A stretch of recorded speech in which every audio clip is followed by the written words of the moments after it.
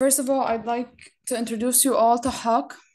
If you don't know us, if you're new here, uh, we are a legal tech company founded with the mission of digitizing justice, and we do that through our legal practice management software, MyHAQQ. If any of you here are lawyers and you'd like to try MyHAQQ out for yourself, you can use this link and claim your free account today. HAQQ has an international board of directors, and we are dedicated to maintaining strong partnerships with companies like NVIDIA, Emirates Legal Network, and Beirut Bar Association, as well as Tripoli Bar Association, who we've recently partnered up with to digitize their entire bar services. We are dedicated to fostering an informed legal community, and we have a WhatsApp community that you can join. You'll find the link in the PDF I'll send you after the webinar. To introduce today's speaker is Professor Talal Jaber. He's the managing director of Jaber Law Firm. He's a member of the Beirut Bar Association, and he is an accredited arbitrator and professor at law. Professor Talal Jaber has published several books and articles related to international business law, arbitration practices, and international commercial agreements. I'm going to be releasing a few questions that you can answer throughout the webinar so that maybe we can have a discussion later after Professor Talal finishes his presentation.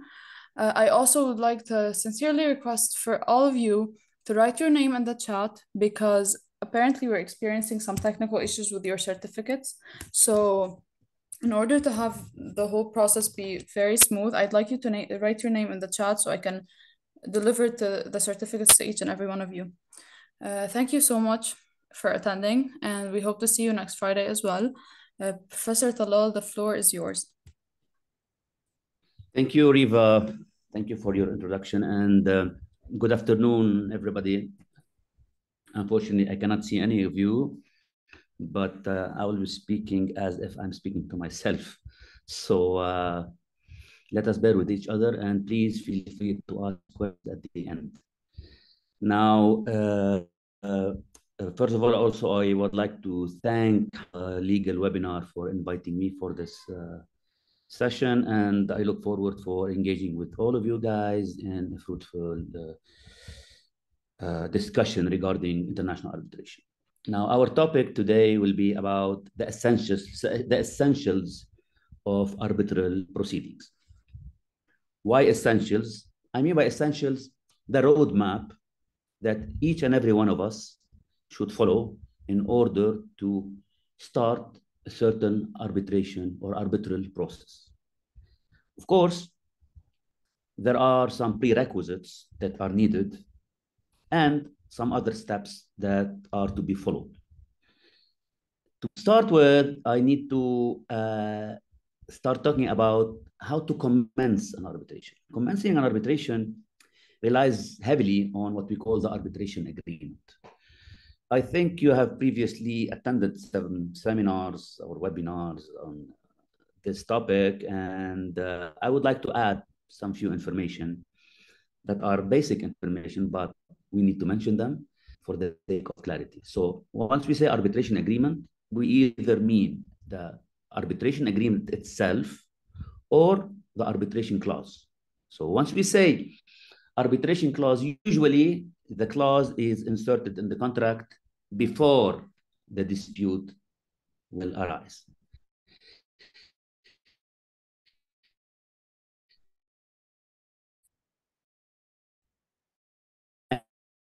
And usually the, I call it in French, is usually a document that will be elaborated by the parties after the problem happens for them to, we are talking about the arbitration agreement or the arbitration clause. There are some key elements to be mentioned in each and every one of them, mainly the number of arbitrators, and usually the number of arbitrators is an odd number. It can be 1, 3, 5, 7, and so on. Now, the trend is to have either one that we call a sole arbitrator or a panel of 3 presided by one of those arbitrators with other 2 co-arbitrators.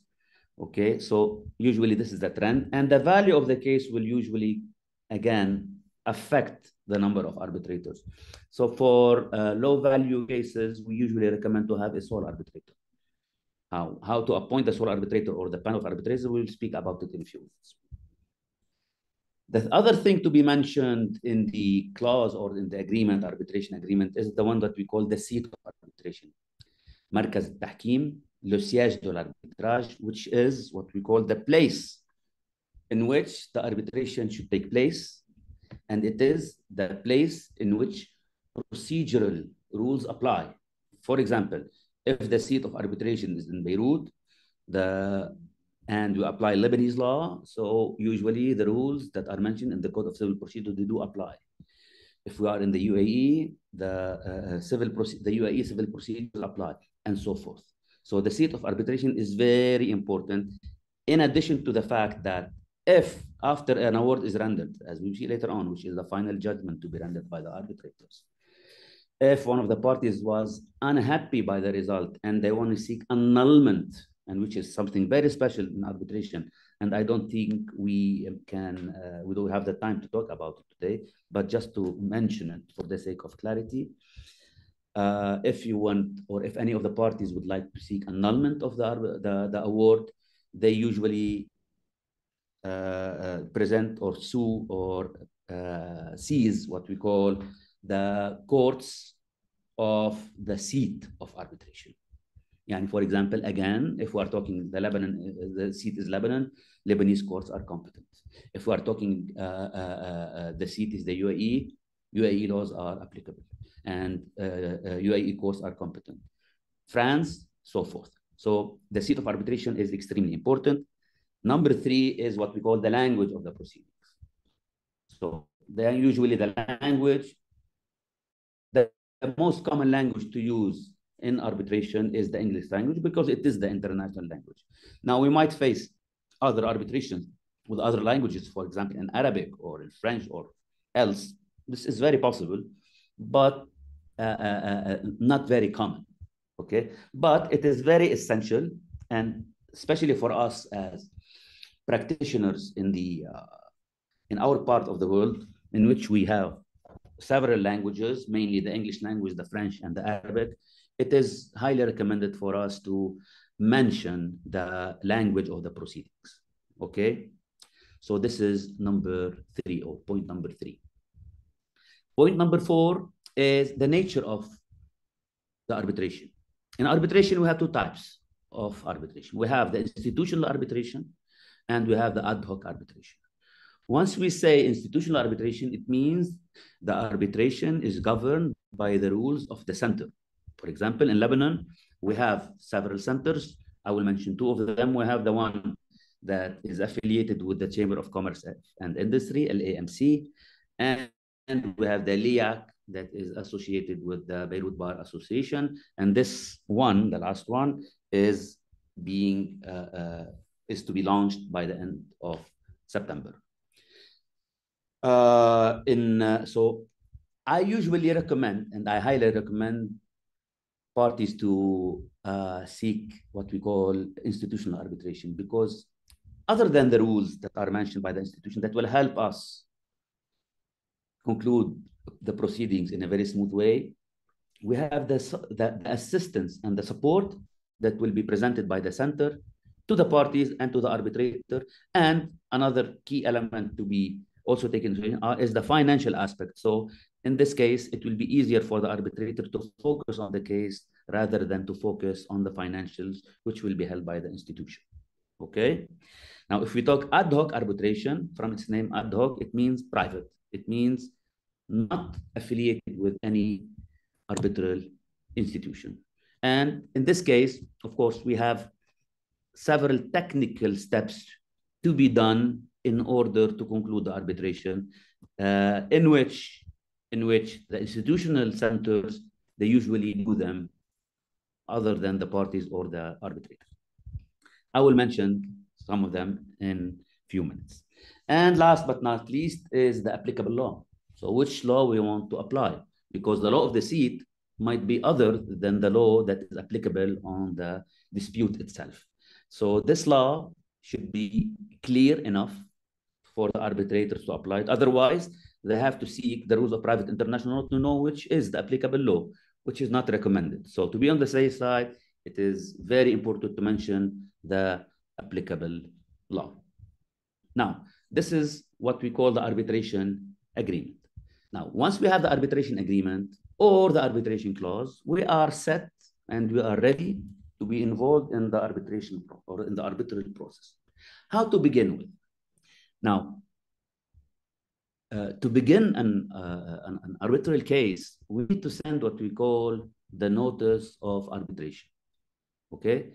Why? Because usually it is something to be sent by the claimant to the, which is the plaintiff. We call him claimant in arbitration, plaintiff in judicial proceedings, and the respondent that we call defendant in judicial proceedings.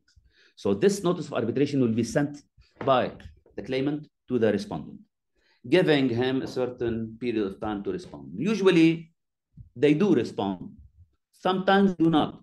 But this fact, which is not responding to the notice of arbitration, can be covered at a later stage with the submissions to be presented by the parties. Okay? So this is something very important, which is the arbitration. Some people, they call it the request for arbitration, okay? And it is the one to be presented to the arbitral institution. So if you want to start this, which is an institutional arbitration, okay, you send a request for arbitration to the institution, and this request will be notified by the center to the respondent, okay?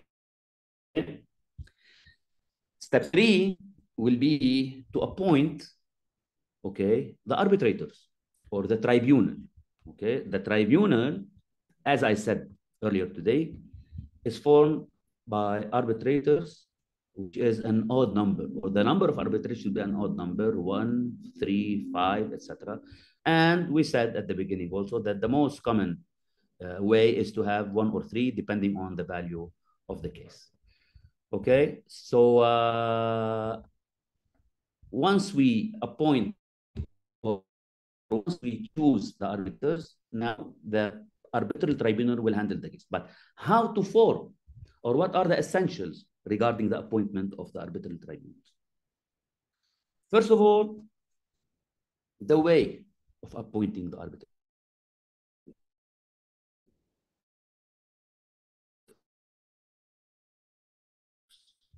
Now, if we are talking sole arbitrator, if sole arbitrator to handle the case, the solution would be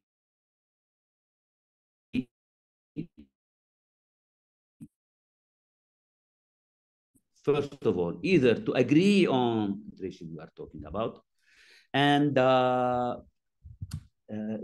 once appointed and the file is transferred to the arbitrator, he can start the proceedings. However, the problem is whenever there is an issue in the choice of the sole arbitrator between the parties. So they wouldn't reach an agreement on the identity or on the name of the sole arbitrator. So what to do?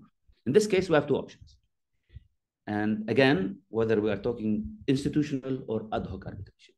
If we are talking institutional arbitration, the solution would be to contact the center, inform the center about the non-agreement on the identity of the sole arbitrator, accordingly asking the center to appoint a sole arbitrator. And this is very common.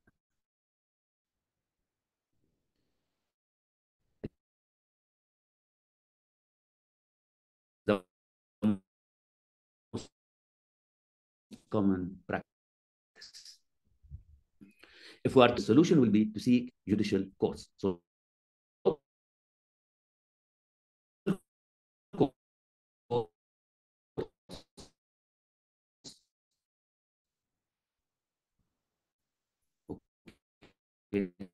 depending on which country are talking about, they will appoint, if we are talking about a panel of three or three-member arbitral tribunal,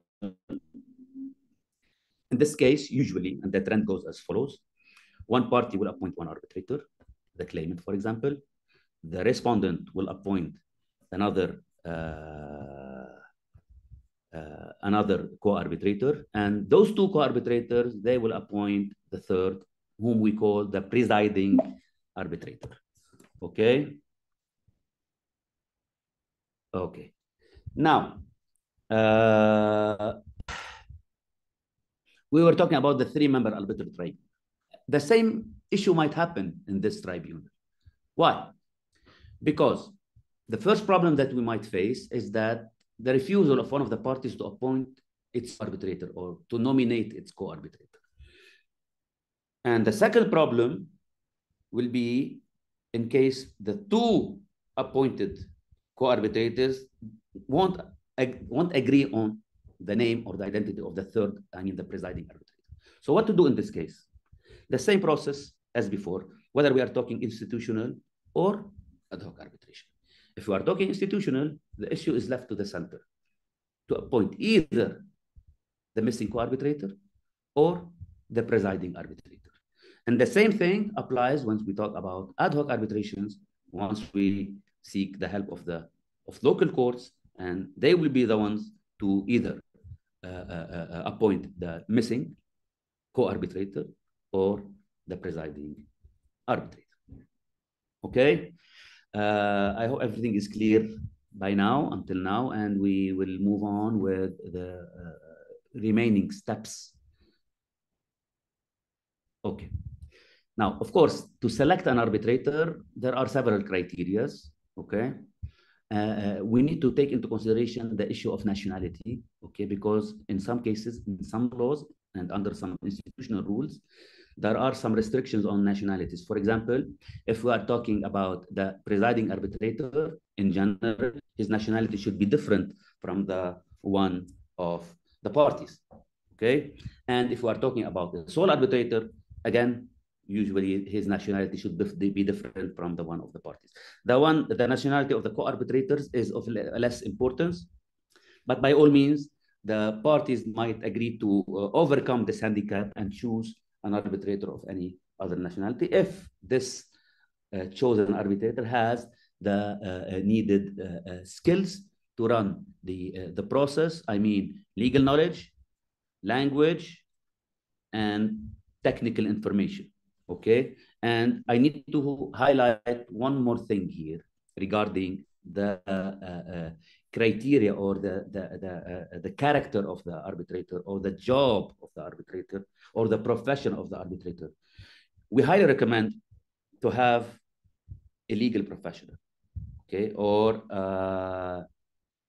someone who has studied law, whether a practicing lawyer, a retired judge, or else. But in some cases, it is highly recommended to have arbitrators with other skills. For example, if we are talking about the financial case, usually it is very beneficial to have an arbitrator with financial skills like auditors and accountants. If we are talking about a construction case, it is highly recommended to have an engineer. Why? Because the engineer will be considered as an added value regarding the technical specs that might be evoked during the case. So all these issues are issues to be taken into account. Of course, today we are going through those issues very quickly, because each and every point we can talk about it for hours. But the essential is for all the attendees to have basic information about the way I see things, and usually how things are being conducted. Now, once the arbitrators are chosen, we have what we call a tribunal, 1 or 3. Now, the tribunal, from the date, and this is something that was mentioned either by applicable laws or by institutional rules. The trend, again, is that the time of the proceedings will start from the date the tribunal receives the file or the case file. And the first thing to do by the tribunal, okay, is to do what we call a preliminary meeting. why do we call it preliminary meeting? Some other people or other professionals, they call it a case management conference, CMC, like the ICC rules. They don't talk about preliminary meetings, they talk about CMCs. Some institutions imposed having a CMC, case management conference. Other institutions, they didn't. Applicable laws, local laws, usually they don't insist on such a thing. But from my perspective, I highly recommend to have a case management conference. Okay? Why? Because during this case management conference, first of all, the parties will get to meet the tribunal and the tribunal secretary, if any, because each and every tribunal might appoint a secretary for the tribunal. We call this person a secretary, but it's not a real secretary. We call it in Arabic, Amin Sir. Okay, so they will handle all the communication and technical stuff during the proceedings. So we go back to the case management conference. So the essential issue is to know the parties, their counsels, and the tribunal. Okay, so this is one thing. The second thing is that during this meeting, usually there will be an agenda sent by the tribunal in which there is a timetable. So usually the parties will agree on the timetable during the CMC. Okay? If it didn't happen,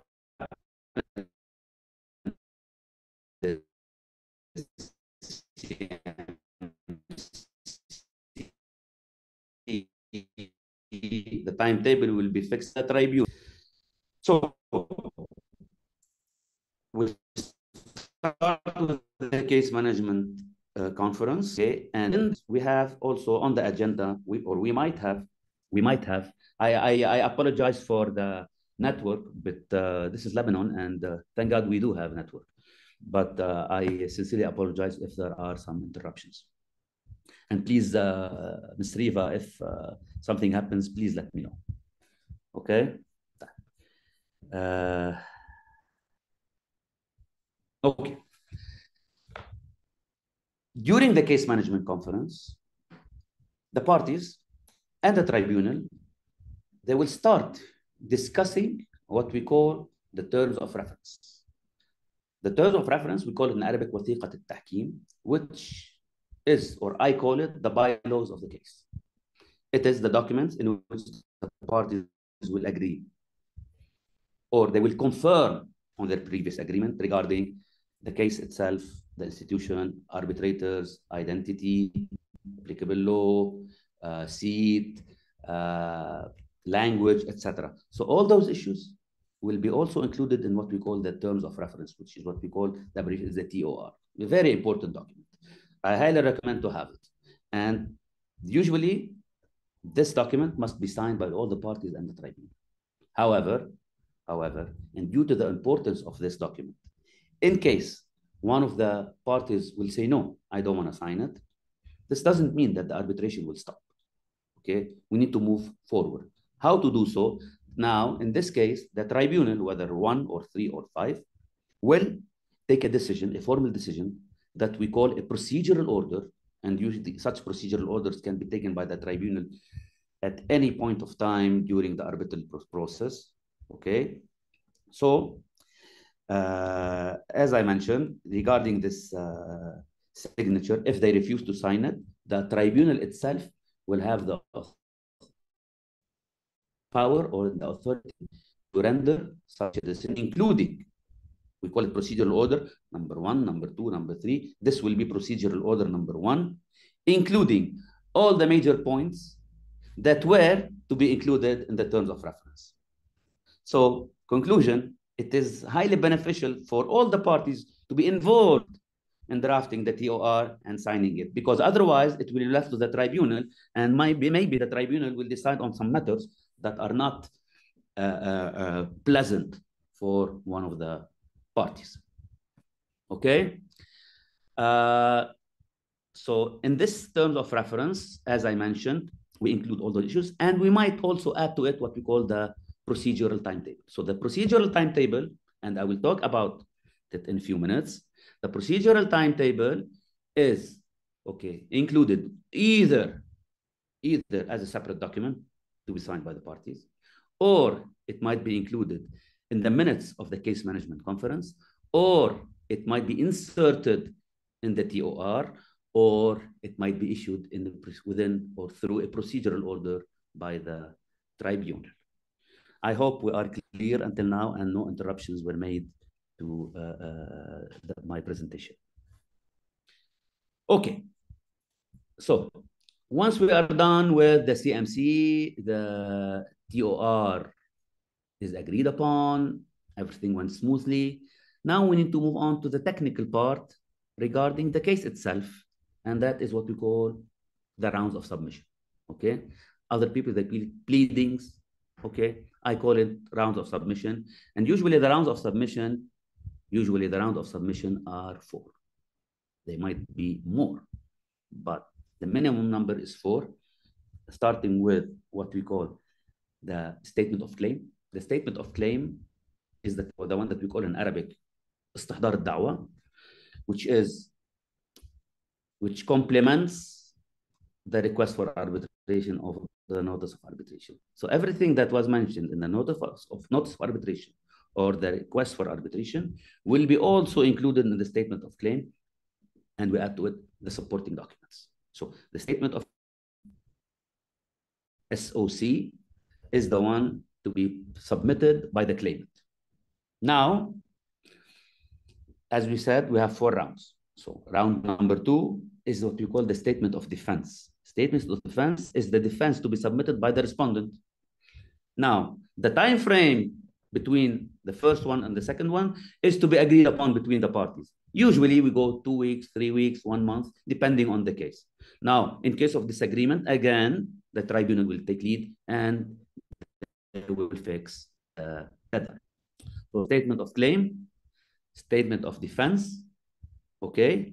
And then we have what we call the reply to the statement of defense to be submitted by the claimant, okay? Answering the things that were said by the respondent in its statement of defense. And the 4th round, which is the final round, we call it the rejoinder. And usually the last person to speak is the respondent in each case, in every case, whether arbitration or else. So the respondent or the defendant will have the last say, and this is what we call the rejoinder. It is a document in which they will respond to the statement of defense, reply to the statement of defense. After all those rounds are done, we have other things to do, and I will mention them in a few minutes. Now, some tribunals, at the end of the proceedings, they ask the parties to do what we call a final consolidated submission, in which they will summarize and include everything that was mentioned in the 4th round of submission in one document. Now, we used to do it before, but it depends on the case, and nowadays I'm going separately from this practice because we need to rely more on the core defense that was presented by both parties in their initial submissions. Okay, now once the 4th round is done, now we have what we call, we have to take a decision. The decision to be taken is whether to render the final award or to do something else. Okay, this something else might be many things.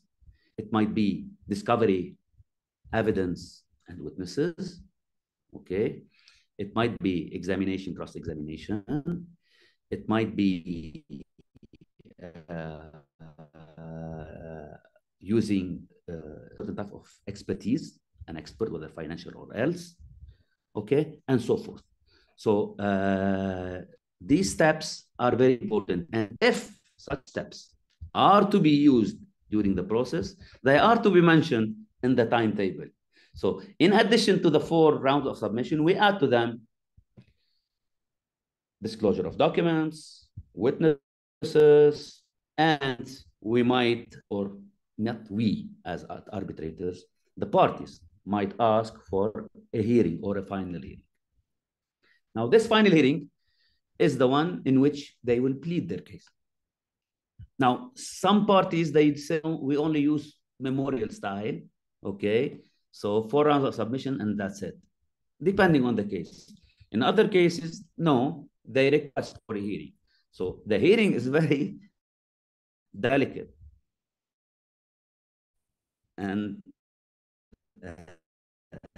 technical.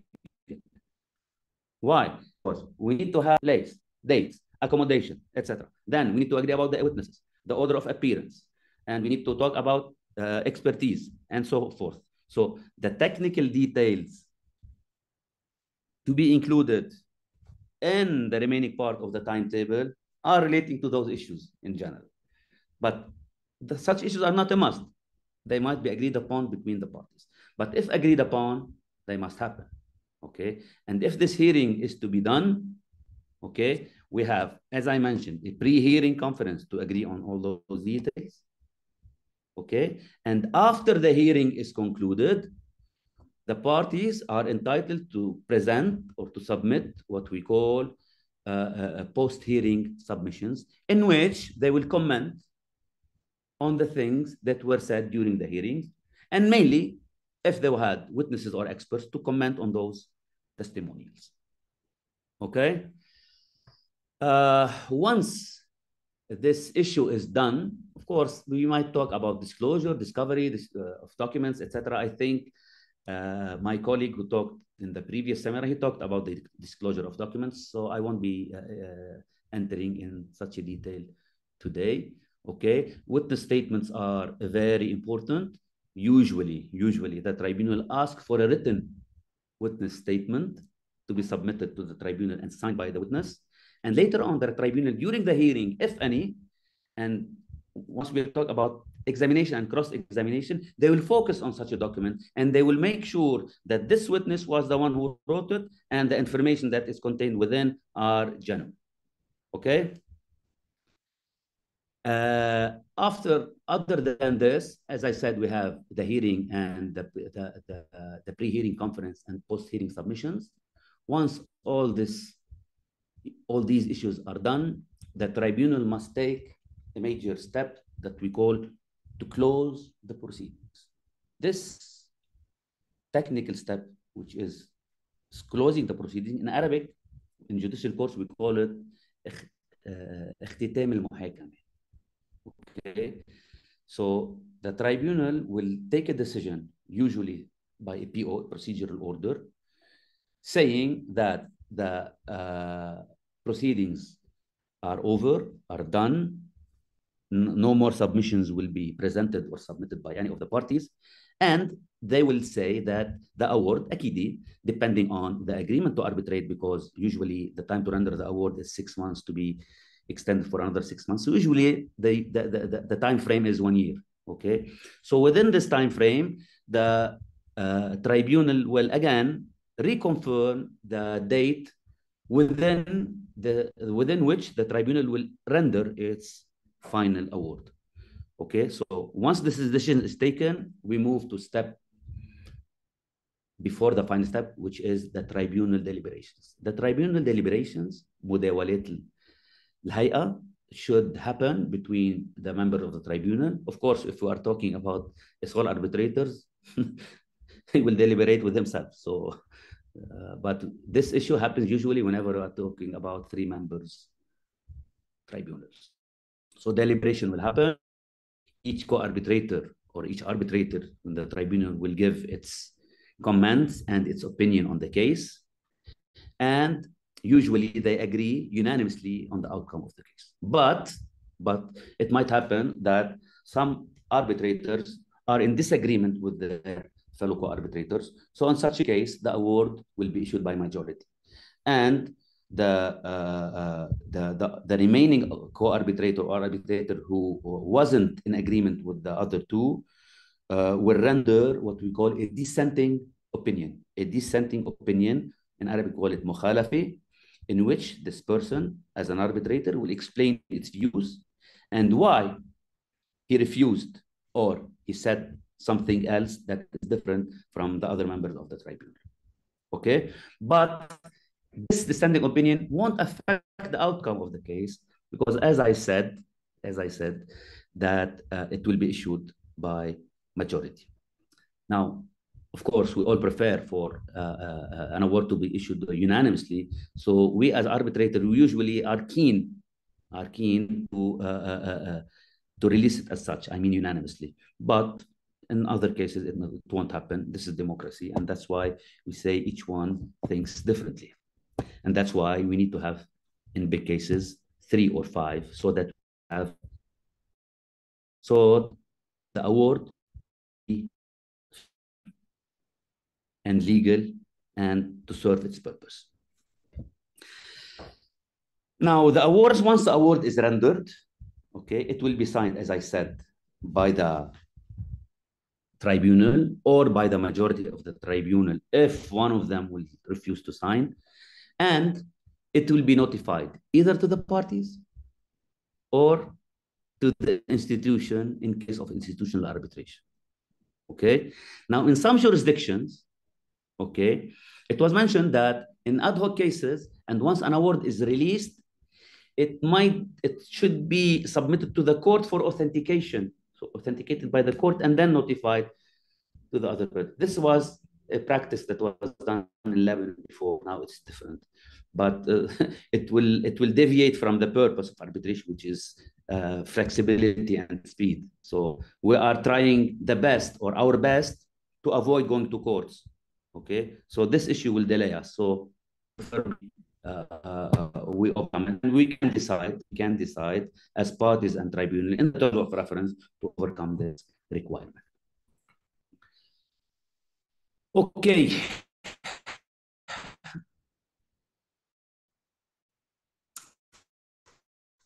Once the award is rendered, it becomes final. Okay? Now, the execution of the award. Okay, at the beginning, when I said that if the parties was unhappy by the outcome of this final award, they can ask for nullification. Okay, this request for nullification doesn't affect the enforcement of the award unless the tribunal looking at the case, okay, will decide to stop execution based upon the request of one of the parties. Otherwise, it won't affect. So we have an award. Supposedly, there was a request for nullification and it was rejected, or there was no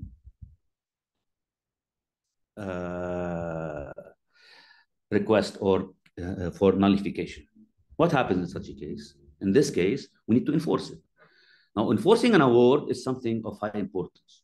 And trust me when I say an award, like a judgment, without enforcement has no value. It remains an ink on paper. So the ultimate objective is to enforce it.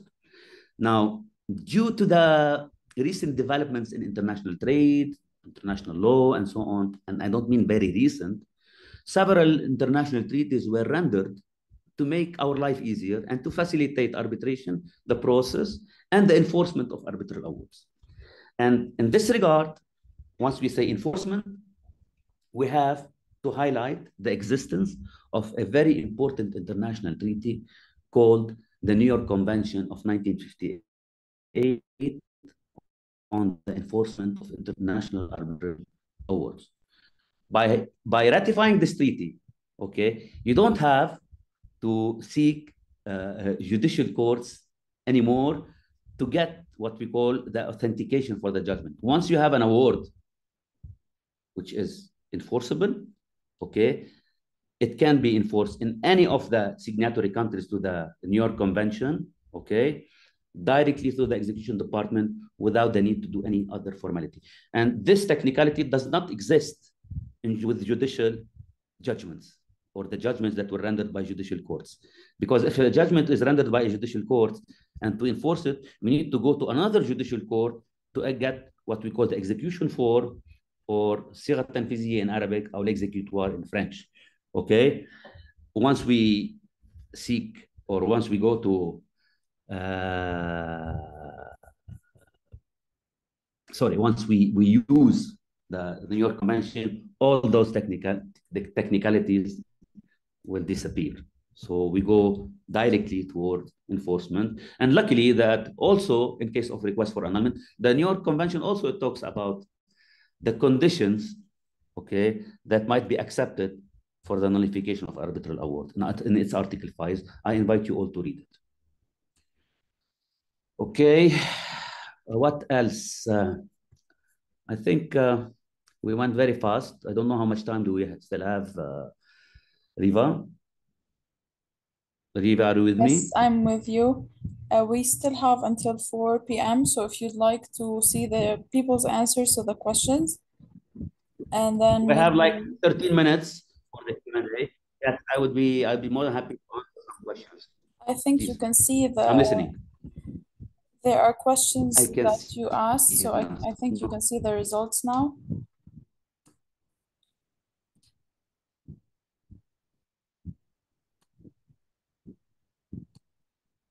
No, where? Okay. Where? Q&A, okay. Okay, chat is there, so I'm going to send you the, okay. Yes, what are the questions? I don't see questions. No, I mean the poll questions that we asked the people. I will read them out loud. Maroon Abi Zaid. Yes, please go ahead.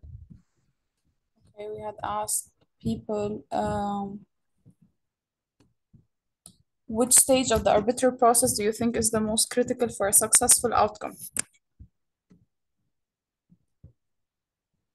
All the stages are very important because if you miss one stage without doing it properly, all the arbitral process will vanish. Okay? Of course, we need to pay attention to the rules and to the applicable law and to make sure that all the prerequisites that are mentioned within this jurisdiction are met. Okay? Otherwise, it's not, you cannot discriminate, or you cannot say this is more important than that one. Okay? Because once requested and imposed, you have to do it. I hope I answered. The second question was, what do you believe is the biggest advantage of arbitration over traditional court litigation? The advantages are the following. First of all, arbitration is consensual. It means the parties, it is a party-driven process. The parties will decide everything relating to the case. Okay? And once the parties decide, judicial courts. So freedom and flexibility, speed, especially in our part of the world, okay, and the enforcement part, of course, once the place in which you need to execute have ratified the New York Convention. Now, the only disadvantage is that arbitration is costly, but in business, time is worth money. So the speed will cover this handicap. Yes. Great. Number 3 was, Question? which region do you think has the most effective arbitration laws and enforcement mechanisms? From my modest experience in arbitration, and if we are talking about our part of the world, I mean the Middle East or the MENA region, I think the UAE is the best place. They have a very modern arbitration law that was released in 2018. They had before several institutions, now they have two, considered one of the biggest two in the region. And the volume of the cases in that part of the world is very high. Okay, so yeah, I think that place now or at the moment is the most successful part. Yeah. Amazing. We have one more question from the co-founder of HAQQ. He says, could you please elaborate on the relationship between public order and arbitration? This is a nice question. Public order is the sword that will kill an arbitration case. Meaning, in case of breach of a rule of a public order by the arbitrators in the final award, this will be a significant reason for nullification. So public policy or public order, as we call it, is essential, extremely important. It must be taken into consideration on all levels at any time during the process. Amazing. Yes. We have 3 more questions actually. Go ahead. My time is yours. Someone asked, does Qatar apply the same arbitration laws? Meaning, is Qatar part of the New York Treaty? Yes. No. And again, there is a misconception. The New York Treaty is not related to arbitration laws. It is related only to the enforcement of an arbitral award. Okay. Arbitration laws are local laws. In Lebanon, we have it in the Code of Civil Procedures. Okay. We need to have an arbitration law by itself. In the UAE, they have an arbitration law. In Egypt, they have an arbitration law. Okay. In France, they have an arbitration law. We don't. We have arbitration rules within the Code of Civil Procedures. Now, for Qatar, they have their own arbitration law. Qatar is advanced, and they have a very important arbitration center, and they have ratified the New York Convention regarding enforcement. I hope I answered. Okay. Another question we have is, what are the criteria to know what to include and what not to include in the TOR? This is a question asked by one of my students, Hassan Khazan. He always asks us questions. How are you, Hassan? Anyways, what to include, what to not to include. I mean, it's like you're an architect doing a building, okay? So based on your needs and the specs you are and the surrounding circumstances, you do the planning. Likewise, for the TOR, depending on your needs, the needs of the parties, the applicable law, etc. So you have to include everything that is relevant to make easier the arbitral process. So there is no such a thing that what to not to include, but what to include, I can tell you again, and they were mentioned at the beginning of my presentation: language, arbitrators, number of arbitrators, language, applicable law, seat, rules in case of institutional rules, etc., etc. So these are the things that are to be included. Now, what's not to be included, I cannot answer this. I can say that you cannot include something that is against public policy because it will render the award null and void. But other than this, to be specific in this regard, I don't have anything in mind now. But if you ask me about a certain issue, I can tell you yes or no. Amazing. We have more questions. Someone said, do you mind mentioning a case where deliberation has stopped the process of rendering the arbitral award? Can you repeat, please? Of course. Someone asked, do you mind mentioning a case where deliberation has stopped the process of rendering the arbitral award? No, actually, personally, I had 2 cases. The last 2 awards that were rendered by tribunals in which I was part of, I made a dissenting opinion. I was in disagreement with the other 2 arbitrators. Okay, one of the awards was nullified, and the other one we are waiting for it. I hope I answered. Nice.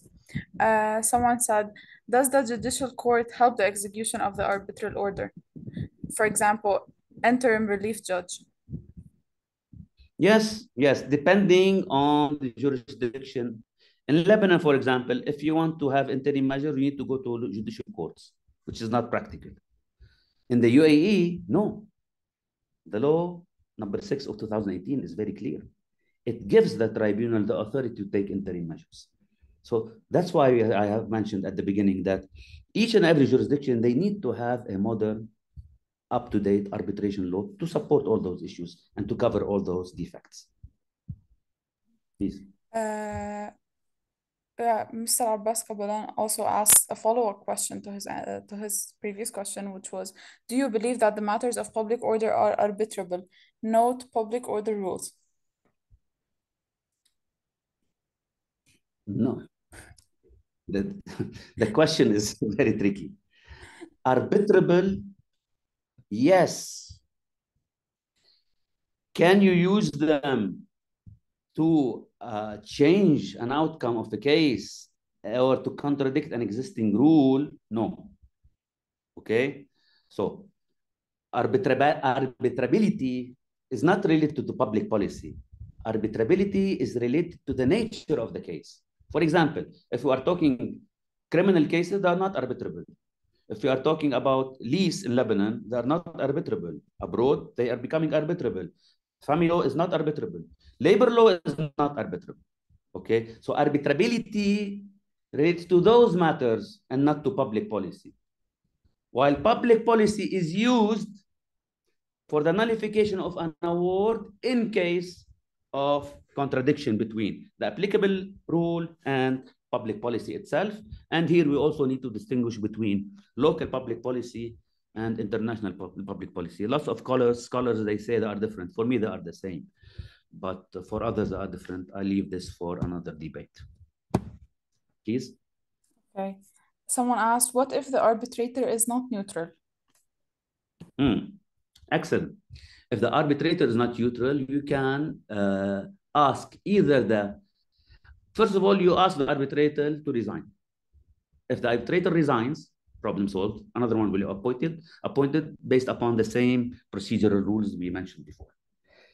Now, if this arbitrator refuses to resign and he is considered as not biased by one of the parties, then you go to the institution and you ask for the removal of this arbitrator. Of course, this arbitrator will be given the right to defend himself. Later on, either the judicial court, if we're talking ad hoc, or the arbitration court, depending on the institution we are talking about, will take the appropriate decision whether to remove him or to keep him. Please. Amazing. We also have a question that says, is arbitration used majorly for business cases, or do you find some other sectors like personal status? And could we envision a divorce done by arbitration, for example? Okay, I go back to my previous statement relating to arbitrability. Okay, family law is not arbitrable, so it cannot be subject to a divorce also. No, this is impossible, and this is the rule of public policy. So if you breach it, nullification. I see. Someone asked, is there a link to the DIFC courts and the arbitration procedure, meaning DIFC courts in the UAE? Yes, of course. In the UAE, we have two arbitration laws. We have the National Arbitration Law number 6 of 2018, and we have the DIFC arbitration law, because DIFC courts are special courts that were formed in the UAE, in the financial district of Dubai, with a common law background and not a civil law background like ours. Okay, so they have their own law, DIFC laws, they have their own DIFC arbitration law, and they have their own DIFC courts. And within those courts, they have a court that is specialized in arbitration to view or to review those judgments that were under DIFC arbitration law. Great. We have the last two questions are, first of all, someone a follow-up question to the divorce case. Someone asked, familiar rules are not arbitrable, just to make sure. Yes. Okay, so they are not. Not arbitrable. Okay. And the last question, can we refer to a court judgment and rely on it in the arbitration award? Can you repeat, please? Can we refer to a court judgment and rely on it in the arbitration award? Absolutely, yes. Amazing. They support our case. They are very important. I highly recommend including that. And actually, there's one more question. This is the final question for today. What happens if Please, no worries. I'm here. I'm here. No worries. I'm available. Don't worry. Yes. Great. Tell me. Okay, so someone asked, what happens if a state does not abide by an arbitral award in a state versus state arbitration? This is okay. This is very special because this question relates to exit arbitration or to state investor arbitration, which has its own set of rules. Okay. Now, my specialty is commercial arbitration and not exit arbitration. Although I have information, but I'm not very much specialized in those cases. But can you go back to the question itself so I can?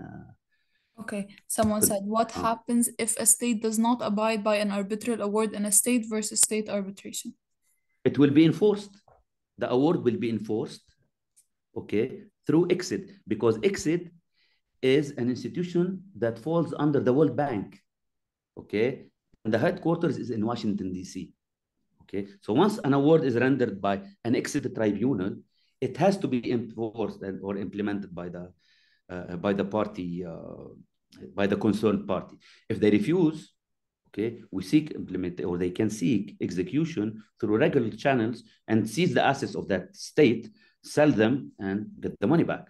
So as if you are enforcing an award against any other company or physical person. And the Please. last question, how are the costs of arbitration allocated between parties? Okay. Now, usually, this is a good question. Usually the fees, I mean, the expenses that are related to, first of all, if we are talking institutional, the fees of the institution, we add to them the expenses of the case and the fees of the arbitrators. Okay? If we're talking institutional arbitration, the institution will fix it depending on the value of the case. Okay? They have a table, okay? And usually they have a calculator, fees calculator. So you go to the website of the institution, fees calculator, you go to that, you enter the value of the case. They ask you want 1 or 3 arbitrators, you choose, and they will do the calculation. Okay? Now, if we are talking about ad hoc arbitrations, now it's up to the tribunal to decide in agreement with the parties. In such cases, we take a benchmark, which are the rules, the fees that are implemented by the closest arbitral institution to the case. For example, if we're talking about a case in Lebanon, the closest is the LAMC, the Lebanese Arbitration and Mediation Center. Okay, they have a table of fees that shows all the details. Guidance from those rules and guidelines, and we enforce them or we implement them in our case. That's why, again, I'm in favor of institutional arbitration because they handle all the financial part and the tribunal will have to deal with it at all. I need to also add one detail here regarding the financial aspect, and that is what we call, if we are having an ad hoc arbitration, it is highly recommended. It's a must, in my opinion, to have what we call a terms of appointment, TOA. It is a document that resembles a lot to the TOR, to the terms of reference, but it relates only to the formation of the tribunal, the fees of the tribunal, and the responsibilities and the rights of the tribunal. Thank you so much. I think those are all the questions for today. This was great. Thank you so much for your cooperation. I hope it was beneficial. I hope everybody enjoyed it. I apologize for the streaming, but again, this is our beloved country. We need to have to accept it as is. But I hope the essential went through and everybody is happy. Thank you. Everyone Because is I was indeed happy. I can see from the chat, everyone is thanking you and saying it was great. So thank you so very much. much. See you next week, everyone. You have a nice Bye-bye. day. Take care, everyone. Bye-bye.